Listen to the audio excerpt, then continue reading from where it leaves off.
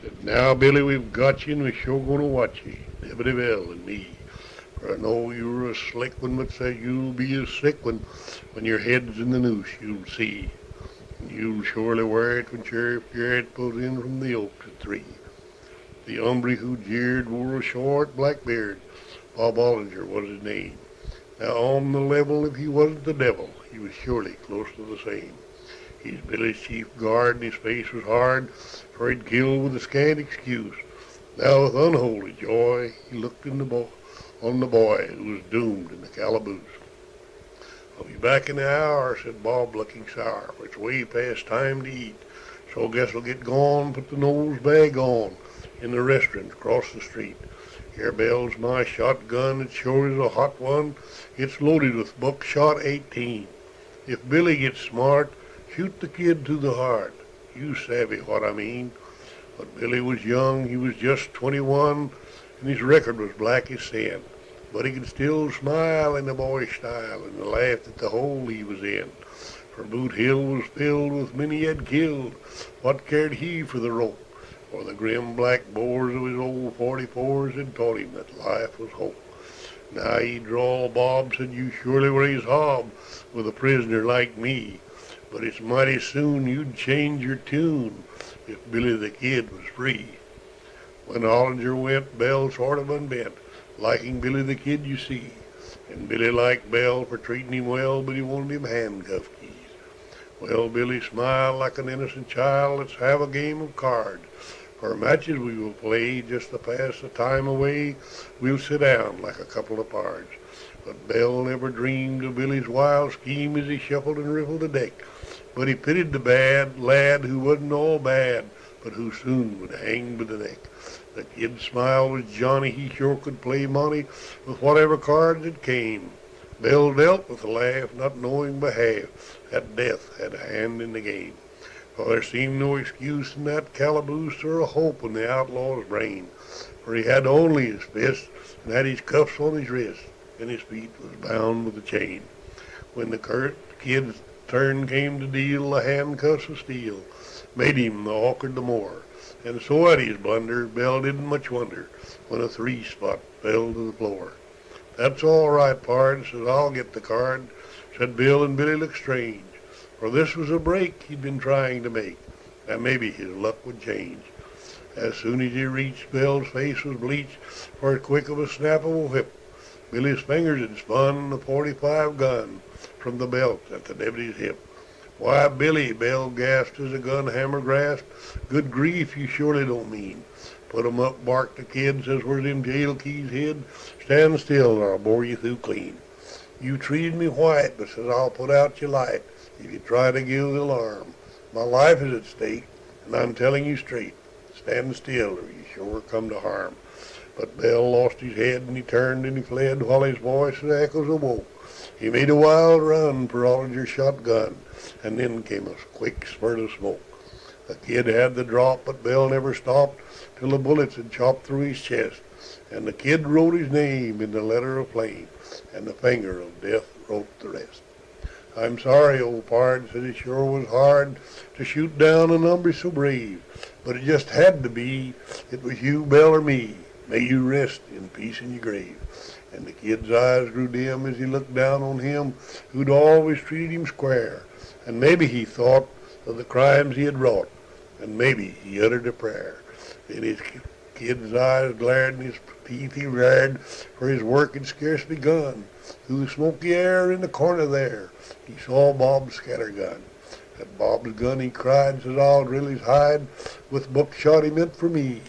Says when I let her rip, says Bob's smoky trip will surely be pleasant to see. With a wince of pain he dragged his chains to the window over the street. With hands gone numb, he cocked the shotgun, and then his heart skipped a beat. For now, with a swagger and a drunken stagger, Bob Ollinger hove into view, with his guns on his hips and a smile on his lips. But Billy knew what to do. Like a tiger, he waited for the hombre he hated. He'd give him a chance to draw. When it's man to man, and when if he can, that it's known as a Western law. So it's howdy, old sport, welcome up to the fort, drawled Billy the Kid at last. Said it's too late to run, so to reach for your gun and do your reaching fast. Bob's face went white and he trembled with fright, for either he or the kid had to die. And with terror he shrieked as his gun hand streaked for the 45 Colt at his side. Then a gust of smoke as the shotgun spoke and the rattle of hissing lead, a frightful cry and one last sigh, and Bob Ollinger was dead. Then away from the jail like a beat of hail drummed the hoofs of a fast cayuse. A shout or two, and everyone knew that Billy the Kid was loose.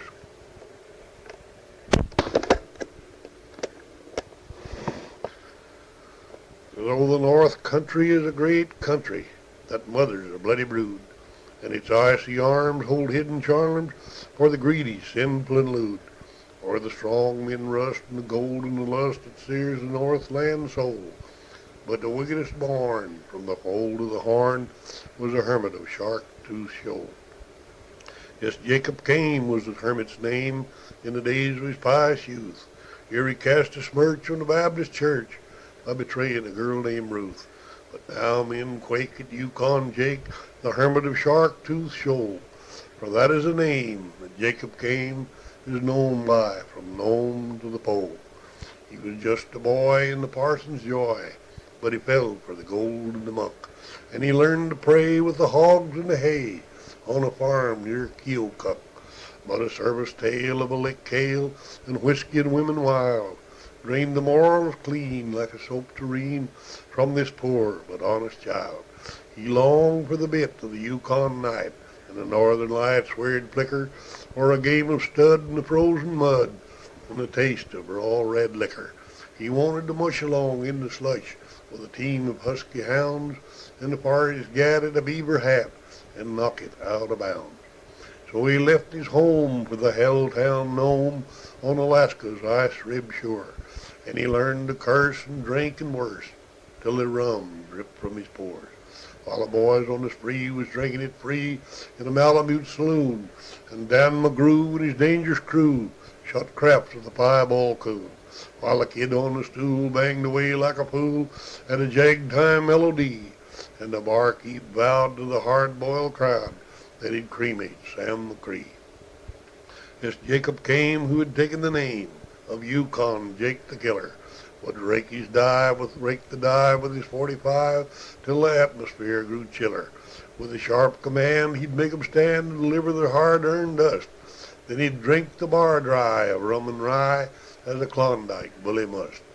Without coming to blows, he would tweak the nose of dangerous Dan McGrew, getting bolder throw over his shoulder the lady known as Lou.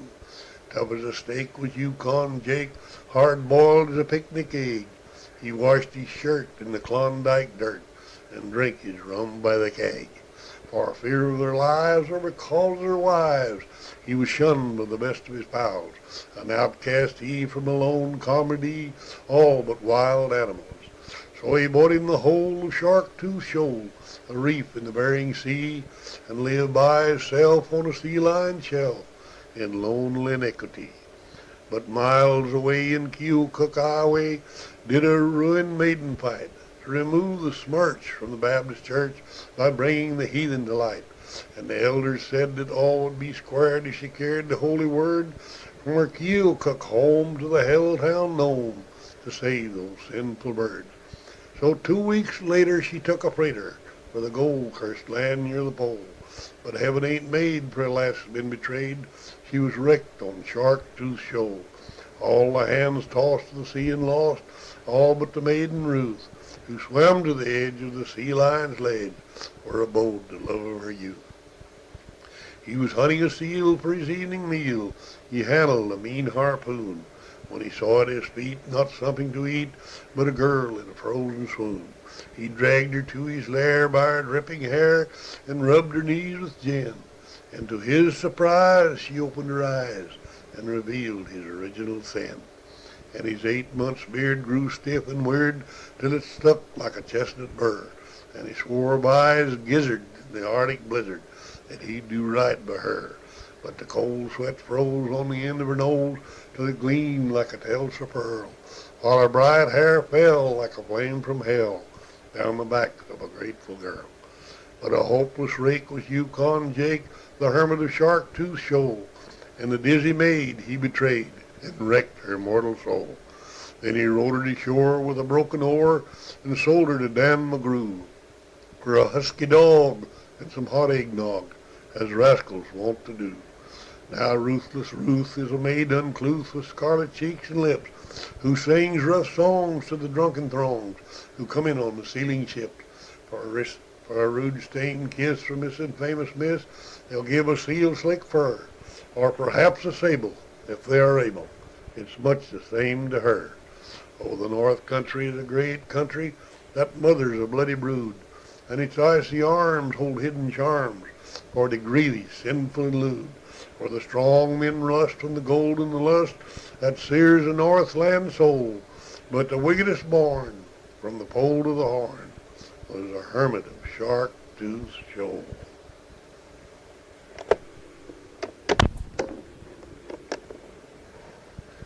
There's a bunch of us boys were hooping them up in one of the Yukon halls. Well, shit.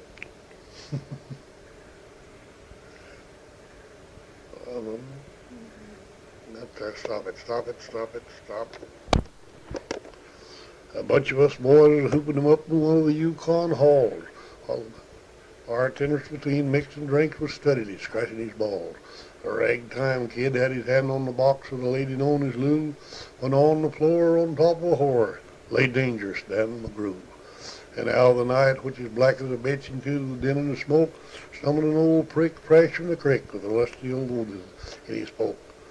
His face was red as a baboon's ass, and his passion within him burned, and he hauled out his cock to sway the flock, and everyone's asshole squirmed. His pants was split and covered with spit that looked like a white of an egg, and his balls hung low and swung to and fro every time he moved his leg. His face was red as a baboon's ass, and his passion within him burned, and he called out his cock to the sway of the flock, and everyone's asshole squirmed. In his old ragged clothes he was ready to hose any bitch that come his way, and he dangled his dong for his hairy palm and howled that he wanted to play. And I ducked my head and the lights went out, and the stranger he sprang in the dark. His aim was true as the sparks they flew as his donaker found his mark. With might and main and screams of pain, a man's voice filled the room. With sighs and moans and parts and groans, 3 forms were stacked in the gloom. And the lights came on, and the stranger he rose with a satisfied look on his pan. And there on the floor, with his asshole tore, lay Cornhole Dangerous Dan. Says, here's to Lady Lil, who never had a piece and never will, till God raked in poor Lady Lil. There was a standard bet in town, no one ever won to let half-breed galoot come wandering down, squirt and shoot. He made the bet and won.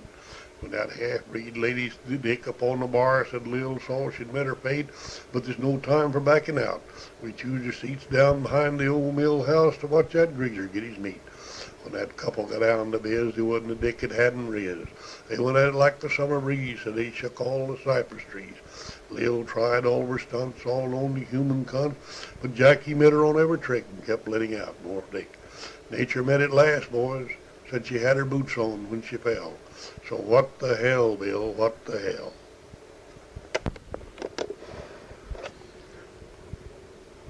We was camped upon the plains at the head of the Cimarron, when along came a stranger and stopped to argue some. We looked so very foolish, we began to look around. We thought he was a greenhorn just escaped from town. We asked him if he'd had his breakfast, and he hadn't had a smear. So we opened up our chuck box and bade him have his share. He'd taken a cup of coffee, some biscuits and some beans, and began to talk and tell of foreign kings and queens, about the Spanish War and fighting on the seas, where they had guns as big as steers and ramrods as big as trees, and about Paul Jones, who was a fighting son of a gun, said he was the greediest cuss that ever pulled a gun. Such an educated feller, his thoughts just came in herds. He astonished all the cowboys with them jaw-breaking words, and he just kept right on talking till he made the boys all sick, and they began to look around just how to play some trick. He said he'd lost his job upon the Santa Fe and he's going across the plains to strike the 70. He didn't say how come it, just some trouble with the boss, and he would like to borrow a nice fat saddle horse. This tickled all the boys so they laughed down in their sleeves. Said, we will loan your horse as fresh and fat as you please. And Shorty grabbed the lasso and roped the Z-bar down, turned him over to the stranger and waited for the fun. Yes, old Zebra was an outlaw who'd grown so awful wild, who could paw the white red out of the moon when he got riled. Old Dunny, he stood right still as if he did not know, until he was all saddled and was ready for to go. When the stranger hit the saddle, old Zebra quit the earth. He went right straight up in the air for all that he was worth, a pitching and a squealing and having wall-eyed fits, his hind feet perpendicular and his front feet in the bits. You could see the mountains under old Dunny ever jump, but the stranger he was growed there just like the camel's hump. He sat in the saddle and twisted his black mustache, just like a summer boarder awaiting for his hash. He thumped him in the shoulder and he spurred him when he whirled, just to show those flunky cowboys that he was the wolf of the world. And the stranger had dismounted once more upon the ground. We knew he was a thoroughbred and was not a gent from town. And the boss who was standing around watching the show walked right up to the stranger and said, you need not go, for if you can handle a lasso like you rode that Z-bar done, you the man I've been looking for since the year of one. When the cattle all stampeded, he was always on the spot, and put them to nothing like the boiling of a pot. There's one thing sure I've learned since I've been born, every educated feller ain't a plum greenhorn. You ask of me, my little friend, why I'm so sad and still, why my brow is always clouded like a cloud upon a hill. Rein in your ponies closer, and we'll tell to you a tale. Off you talk, Carl, my partner, and he's last right on the trail. Mid the cactus and the thistles, awful Mexico's fair land, where the cattle roam by thousands in many a herd and brand. In a grave without a headstone, without a date or a name, in silence sleeps my partner in the land from where I came. Every cowboy on this ranch knows how bravely Utah died. They pass his grave in silence, they speak his name with pride.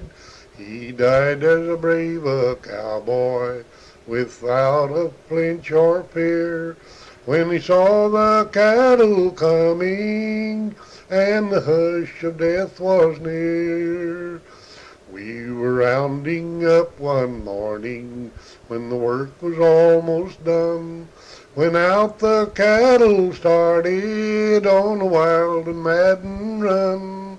The boss's little daughter, who was holding on one side, rushed in to turn them cattle. There's where my partner died.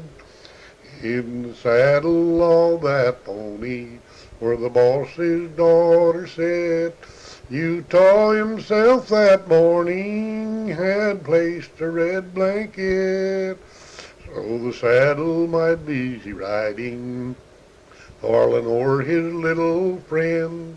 And the blanket that he placed there brought my partner's life to end. When Lenore rushed in her pony to the cattle on the right, her blanket slipped beneath her, caught a stirrup and held on tight. There's nothing on a cow ranch that'll make the cattle fight as quick as some red object when weighed within their sight. When the cattle saw that blanket almost dragging on the ground.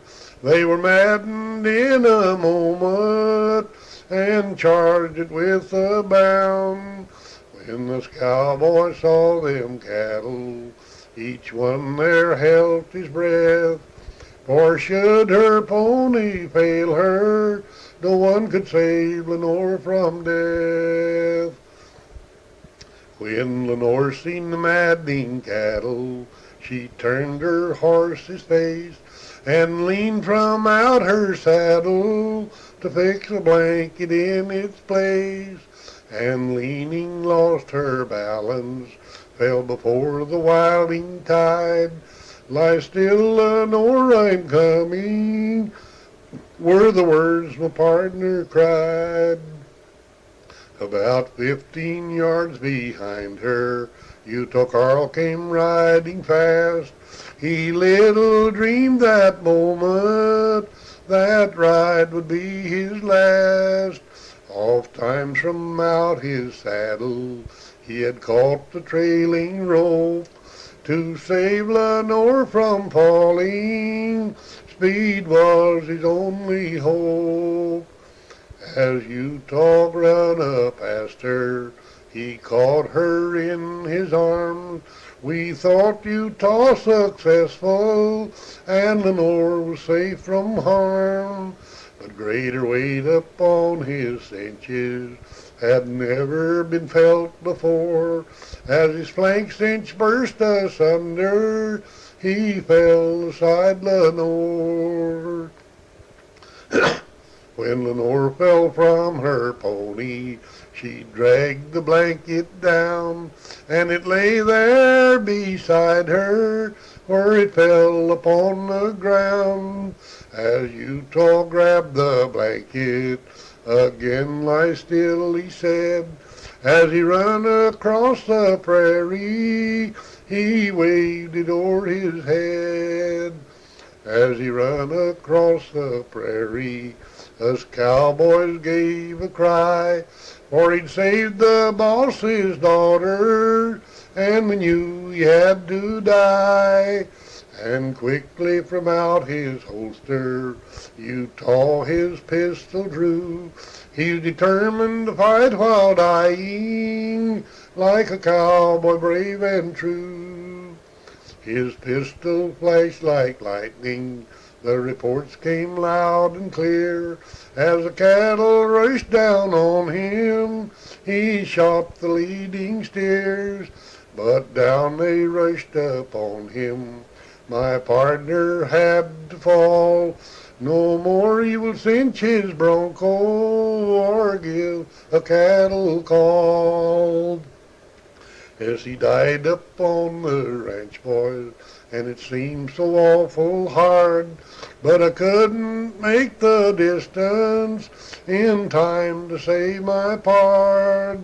As I broke into the circle where Utah's body lay, mid dust and wounds and bruises, his young life slipped away. And kneeling down beside him, I knew his life was o'er. I heard him faintly whisper, I come, lie still, Lenore. Them were his last words spoken.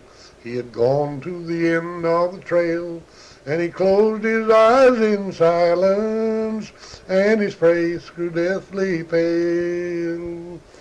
I went to church next Sunday, and I heard the preacher say, I don't believe your young partner will be lost on that great day. He was only a roving cowboy and was ready there to die. And I believe that Utah Carl's got a home beyond the sky.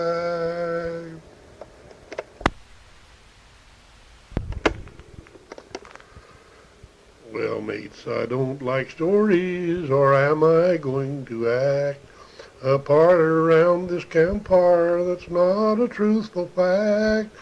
Fill up your pipes and listen, I'll tell you, let me see. It was in the spring of '50, from that till '63. I guess you heard of Bridgers, I used to run with him, and many a hard day scouting I've done alongside Jim. Well, it once for old Fort Reno, an old trapper used to dwell. We called him Old Pap Reynolds, the scouts all knew him well.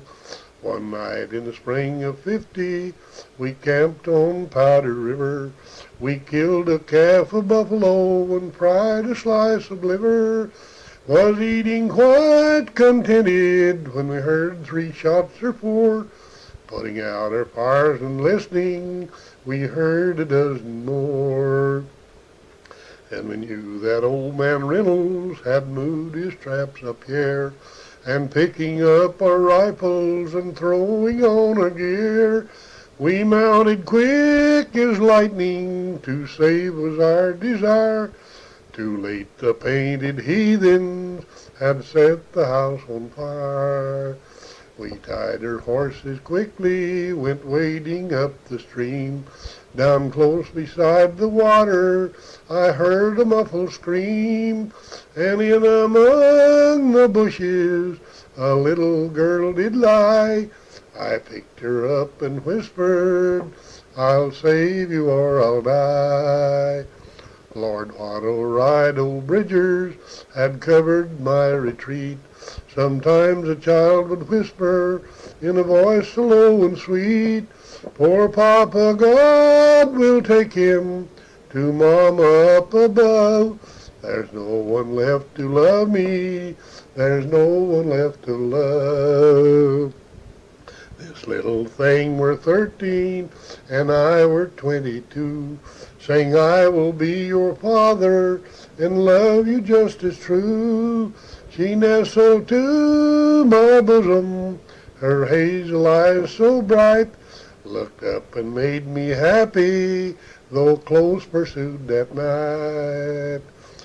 1 month went by and Maggie, we called her Hazel Eyes, in truth was going to leave me, was going to say goodbye.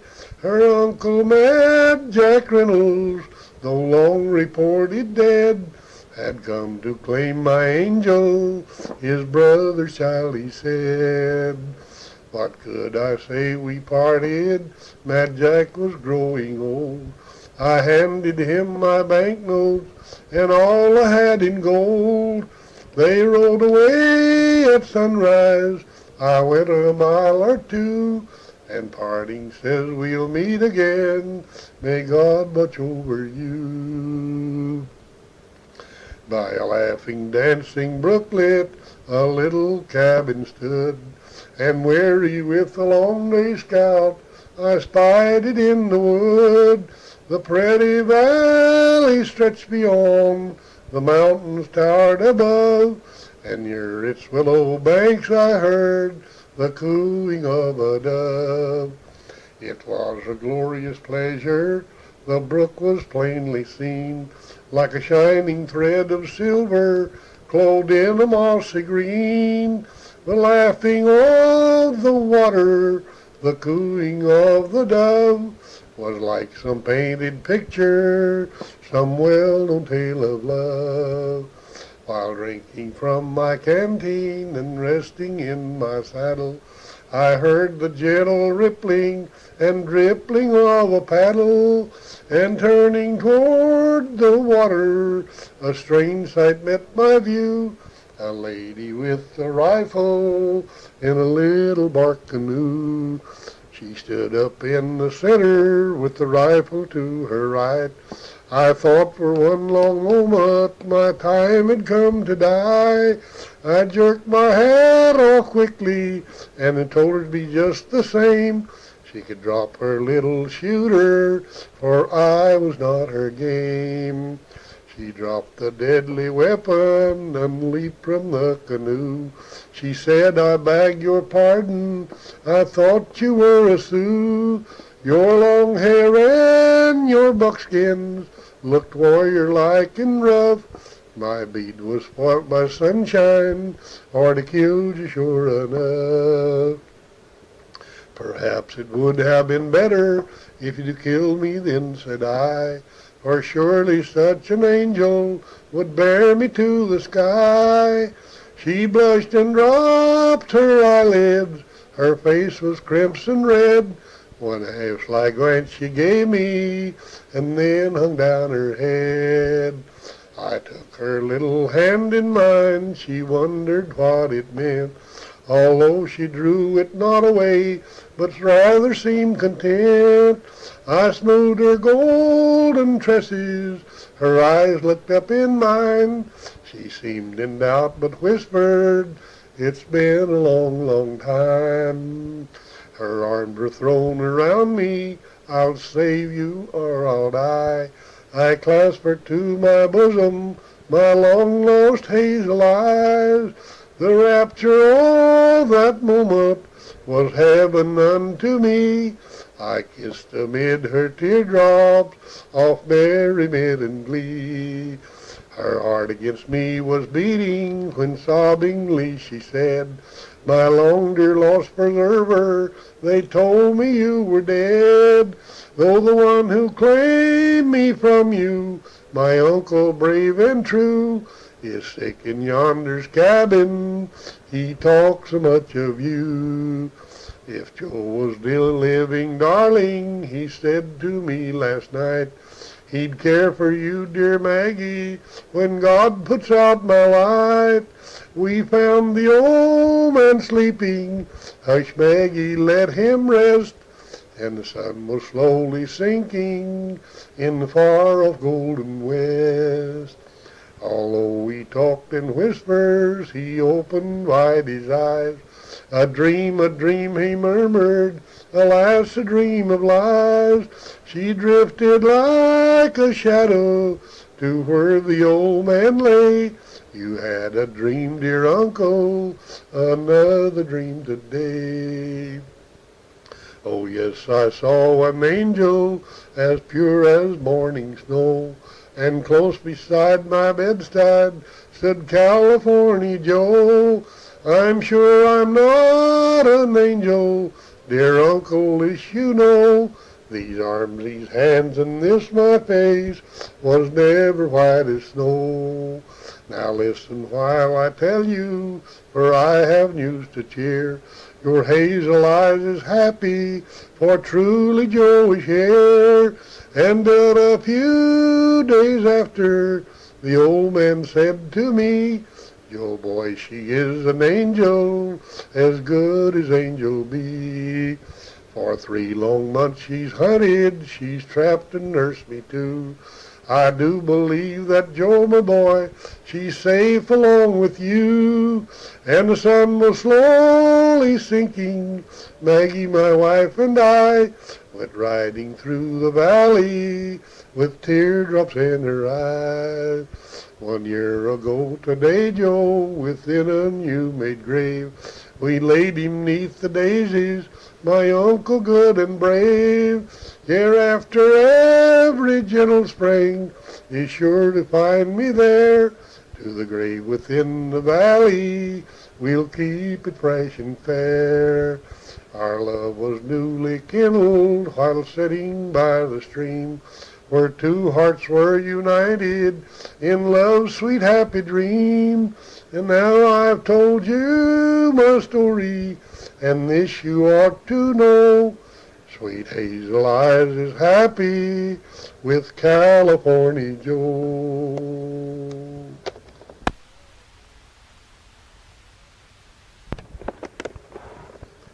It was in a quiet little village not so very far away, lived a rich and aged man whose hair was turning gray.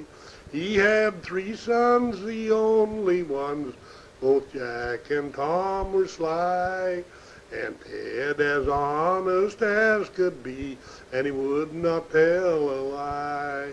They tried their best to ruin Ted in the old man's eyes, for the poison soon began its work, and Ted was much despised. One night the old man says, "Be gone, you're heartless to the core. And this is what the poor lad said as he stood beside the door. Don't be angry with me, Dad. Don't turn me from your door. I know that I've been wayward, but I won't be any more. Just give to me another chance. Just put me to the test. You'll find that the black sheep loves his dad far better than the rest. Year by year sped quickly on. The father, now grown old, called both Jack and Tom to him and gave them all his gold. This little room is all I need, a place by your far side. One night when Jack returning home, he brought with him a bride. This wife began to hate the father more and more each day.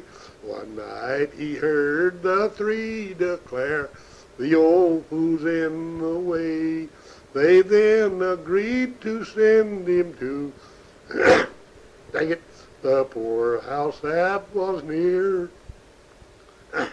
Till like a flash the black sheep's word came ringing in his ear. Don't be angry with me, Dad. Don't turn me from your door. I know that I've been wayward, but I won't be any more. Just give to me another chance. Just put me to the test. You'll find that the black sheep loves his dad far better than the rest. A wagon drives up to the door. It is the poorhouse van. The brothers point toward their dad and says, there is your man. Just then a manly form appeared, came rushing through the crowd. Stop, you brutes, the stranger said, this will not be allowed. You've taken this old man's property and all that he could save. You even sold a little plot containing his wife's grave. I am his son, but not your kin, from now till judgment day. And as the father grasped the black sheep's hand, the people in heard him say, don't be angry with me, lad, I turned you from my door.